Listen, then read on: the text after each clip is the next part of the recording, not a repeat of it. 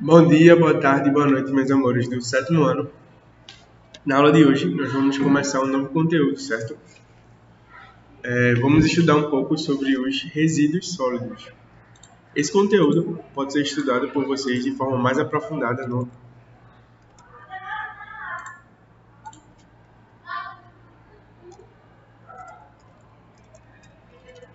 no capítulo 6, certo? Quem quiser estar se aprofundando, pode ler aí o capítulo 6. Bom, esse termo resíduo sólido, acredito que seja familiar. Vocês já devem conhecer, etc., né? Que é resíduo sólido. Mas, só para definir aqui, os resíduos sólidos têm o mesmo significado anterior do lixo, certo? Certo? E o que é o lixo? Ou resíduo sólido? Sempre quando a gente usa alguns meios para produzir alguma coisa, para fazer, para utilizar, para transportar, a gente tem diversos tipos de plásticos, materiais que são inutilizados momentaneamente, certo? Como assim? Uma sacola plástica, por exemplo. Você geralmente só usa sacola plástica para transportar o alimento do supermercado que sua mãe e seu pai fizeram feira até sua casa. E logo após, você descarta, você joga fora esse lixo, né? O plástico. Então, só que qual é o problema disso? Todo mundo faz isso, certo? Então, toda atividade humana, ela vai gerar lixo e vai gerar resíduos sólidos negativos que vão estar prejudicando, certo? A humanidade, certo? Nós jogamos coisas na natureza, mas essas coisas não deixam de existir. Elas continuam lá. Nós devemos sempre pensar e refletir sobre essas atitudes e como devemos ter ações no cotidiano, certo?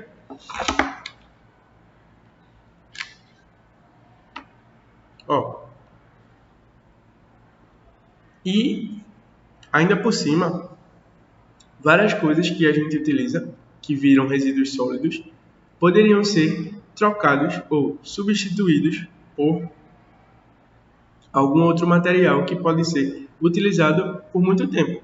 Por exemplo, uma sacola plástica pode ser substituído com as chamadas ecobags, que são sacolas ecológicas que têm a mesma função da sacola, que você pode botar sua feira dentro e transportar até a sua casa. E você utiliza ela por vários anos, evitando assim o grande desperdício e utilização da sacola plástica, certo?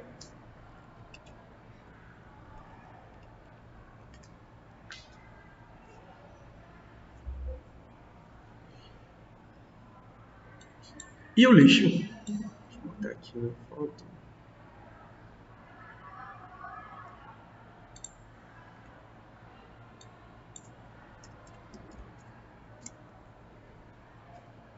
Ó, deixa eu botar algumas dessas imagens aqui para a gente conversar um pouco sobre elas.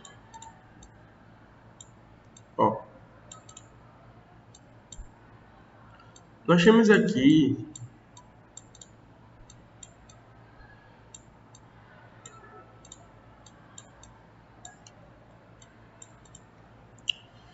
observando aqui uma imagem figurativa, quantas coisas estão aqui não poderiam ser tanto reutilizadas quanto evitadas de serem usadas e trocadas por outro material. Por exemplo, muitas garrafas PET poderiam ser trocadas e ao invés de se usar garrafa PET, poderíamos usar garrafas retornáveis, certo? Como a Coca-Cola e a Fanta fazem atualmente.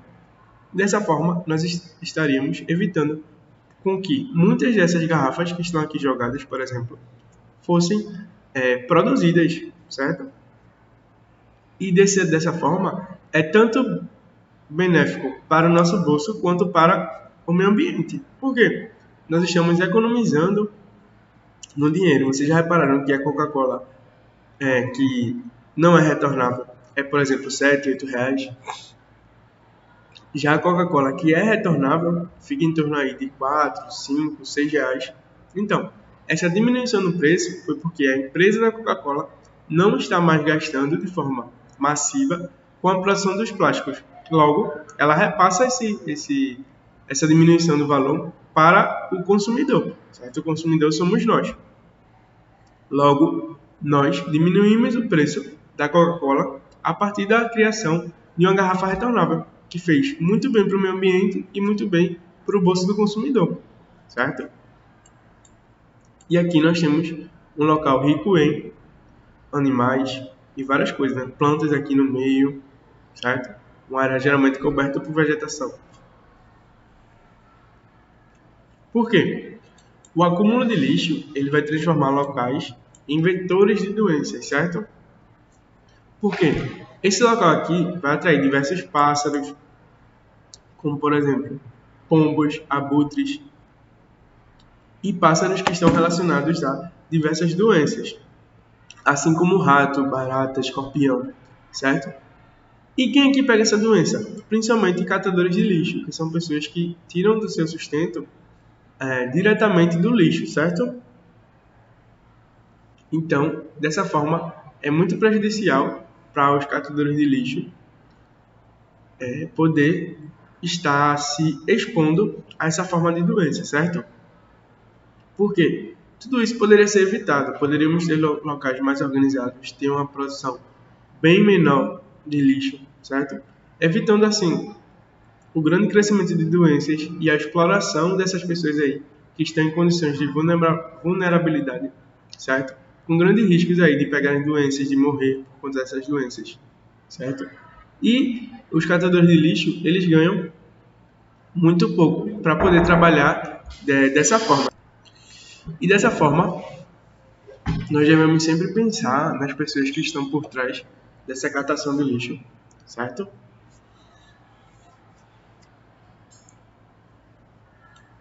Vamos falar um pouco agora sobre o destino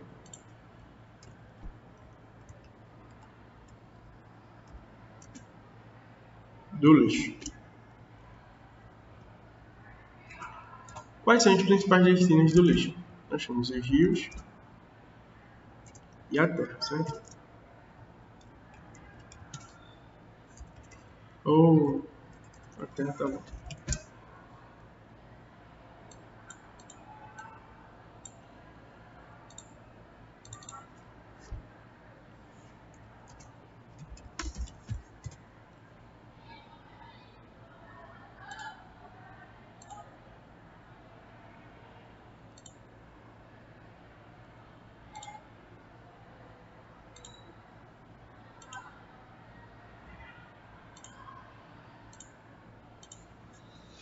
Muitas imagens, né, para a gente conversar.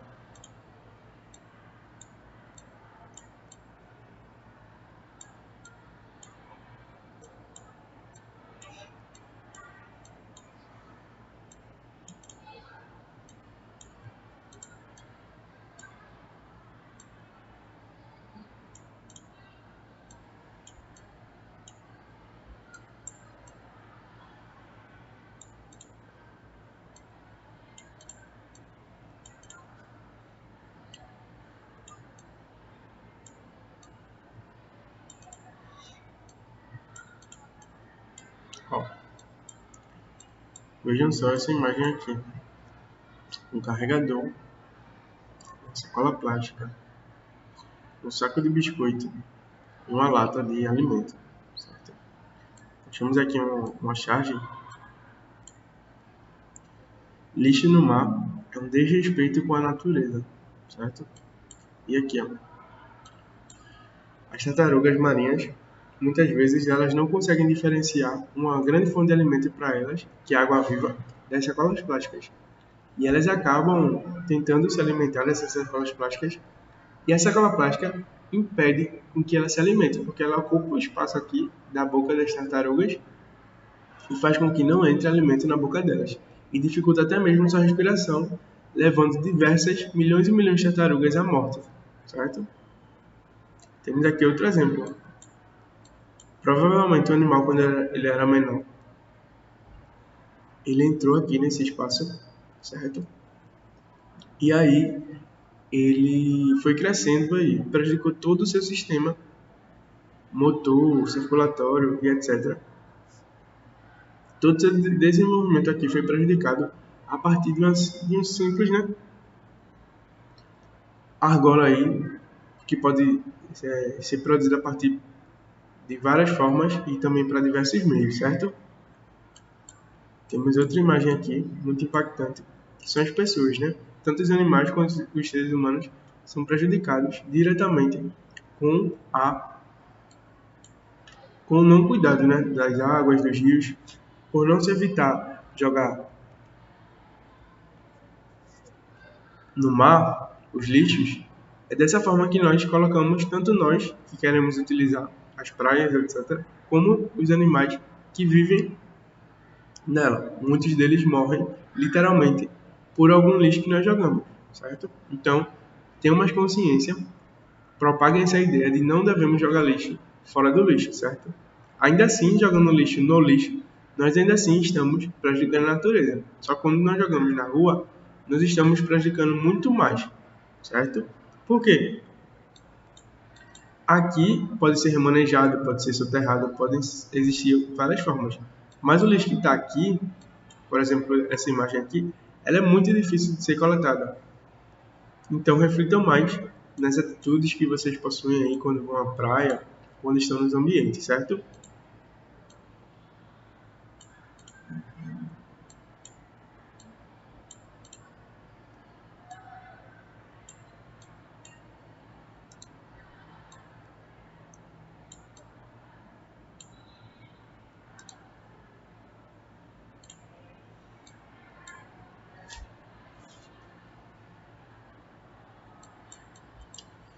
E ainda assim, os lixos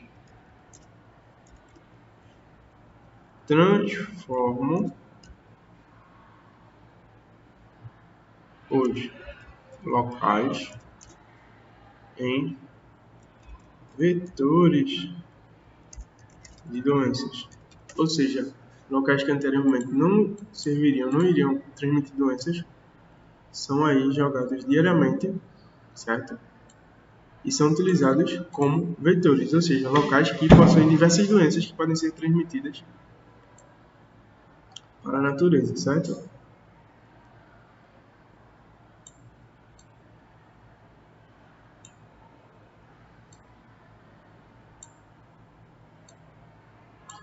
Esse aqui, para quem não conhece, é o símbolo do reciclável, certo?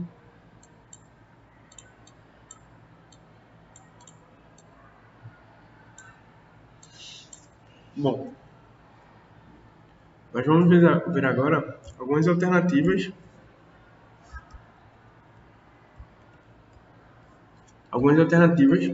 para a gente poder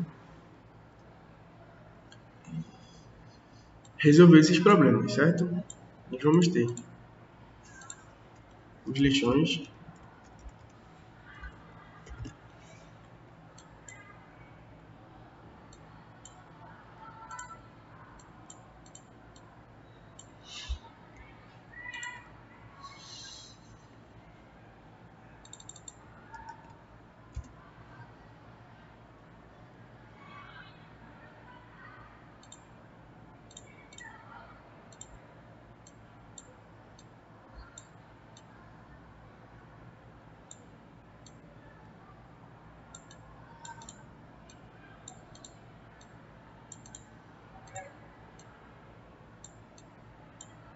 ó,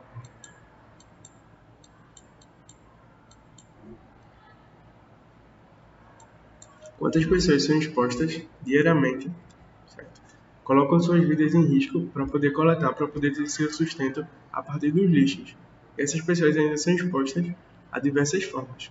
Os lixões são locais na Terra que são jogados todo o resíduo sólido existente naquele ambiente, certo?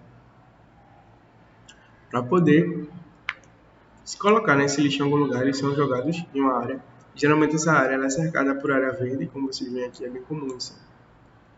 Existem vários tipos de lixões. Um muito famoso é aquele da novela Avenida Brasil, certo? Onde as meninas, as protagonistas lá, moravam na sua infância no lixão, certo? Isso é muito comum.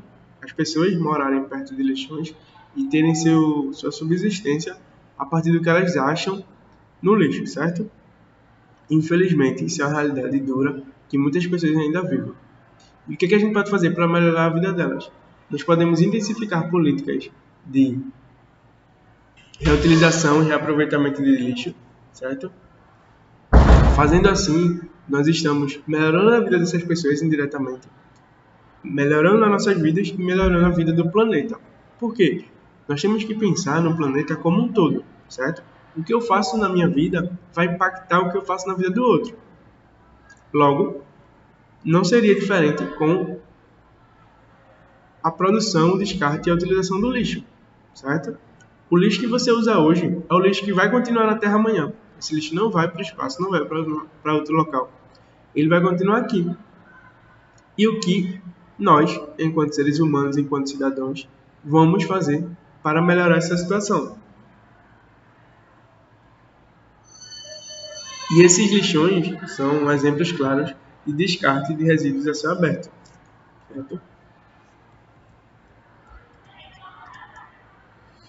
Então, gente, a aula de hoje era isso. Obrigado e até a próxima. Bom dia, boa tarde ou boa noite, alunos que estão tanto presencial quanto online.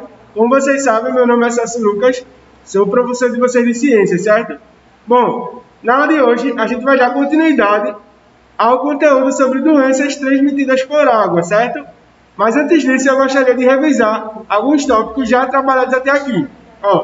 Nós já estudamos o capítulo 1, 2, 3, 4 e 5. E vamos terminar hoje o capítulo 6. Começamos a estudar o capítulo 1, estudando um pouco sobre máquinas e trabalho. Eu falei para vocês que máquinas é tudo relacionado a força e deslocamento. Quando existe força e deslocamento, eu vou ter a realização de trabalho, certo? E máquinas é qualquer atividade, qualquer aparelho que vai potencializar e melhorar a ação humana. Por exemplo, um trator. O ser humano demoraria muito tempo e precisaria de muitas pessoas para fazer o que um trator faz, certo? E o trator faz isso só usando uma pessoa e uma máquina. Eu falei para vocês que as máquinas podem ser divididas em máquinas simples e máquinas complexas. As máquinas simples, elas são aparelhos únicos, como tesoura, alicate, dentre outros, que vão melhorar qualquer atividade humana, geralmente manual, certo? E máquinas complexas, como bicicleta, são a junção de vários tipos de máquinas simples, certo? Falamos um pouco sobre a alavanca, que a alavanca vai ser sempre formada por duas partes, tanto o objeto rígido ou haste, quanto o fulcro ou base, certo? E as alavancas podem ser de três tipos: interfixas, interpotentes e interresistentes. Falamos um pouco sobre rodonas ou pólio e também os tipos de rodonas ou pólios, que podem ser móveis ou fixas, certo? Depois começamos a estudar o capítulo 2, que falava sobre calor e temperatura. Eu falei para vocês que temperatura vai medir o grau de agitação das moléculas, certo? E tem como área de estudo das ciências, o nome é termologia. Termo de temperatura e logia de estudo. Vai ser a ciência que estuda os fenômenos referentes a calor, temperatura, dilatação térmica e fenômenos de transmissão de calor. A temperatura, como eu falei, mede o grau de agitação das moléculas a partir de termômetros, que existem três usados na atualidade. Aqui no Brasil a gente usa o grau Celsius. Nos Estados Unidos, a gente vai usar o Fahrenheit e os cientistas usam muito a escala Kelvin, certo? Se temperatura vai medir o grau de agitação das moléculas, o que é calor? O calor vai ser sempre a energia em transe. Sempre quem está mais quente para quem está mais frio, a energia sempre vai passar nessa direção. Do mais quente para o mais frio. E essa energia em transe é chamada de calor, certo? E o calor pode ser transmitido de três formas. Quem lembra? Condução, convecção e irradiação, certo? A condução térmica, como o nome está dizendo, condução, é necessário um condutor térmico para transmitir a temperatura de uma parte de um local para o outro, certo? Por exemplo, quando você bota numa panela de ferro água e bota essa água em cima do fogão, o calor do fogo está sendo transmitido para a água a partir do condutor, que é a panela, certo? A condução térmica acontece principalmente em meios sólidos. Já a convecção térmica acontece apenas em líquidos e gases. Por quê? O calor está sendo transmitido para os objetos, certo? E vai fazer com que suas moléculas se aqueçam e comecem a agitar. Tenham mais temperatura, logo mais agitação das moléculas. Essa agitação faz com que as moléculas fiquem mais leves. Ou seja, essa leveza vai fazer com que tudo que está muito quente suba. Quando eu falo de líquidos e gases. E quando está frio, desça, certo? Por isso que a gente usa, por exemplo, ar-condicionados acima dos locais, certo? Por quê? Porque a temperatura gelada ela sempre tende a descer e a temperatura quente tende a subir, certo? O quente sobe e o gelado desce. Depois falamos sobre a irradiação. A irradiação é a forma de transmissão de calor a partir de ondas eletromagnéticas, como por exemplo o Sol.